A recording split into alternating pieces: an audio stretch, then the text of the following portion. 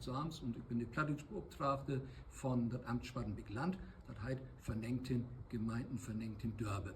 Und wie macht hier ein Plattdeutsch kriegen, hüt werden wie mit einem Plattdeutsch kriegen hier in Gülzow. Dann war mit einem Kaffee getrunken und ein Stück Kauen in und dann war es klönt und mit einem Schnack, die Lü freut sich schon auch mal, wenn sie so ein Betten zu oben kam. Und natürlich war es Geschichten verlässt und manchmal bringt auch noch eine vielleicht ein Quetschkummo oder ein Gitarre mit und macht selber noch ein Bettenmusik und so geht das drei rum. Ich mag ja sozusagen so einen rollenden Krieg, ich bin ja von Gemeinde nach Gemeinde. Ich bin in Kasseburg und in Grabau, in Brunsdorf und in Gülzow, in Sams, in Grauf, überall nur in Fans. Also wie ein Plattdeutsch-Krieg kann hier jeder kommen und jeder mitmachen.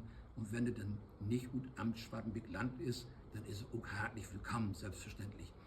Und dort braucht eigentlich gar nichts mitbringen, nichts gaude Laune mitbringen und los an der plattdeutsche Sprachen werden.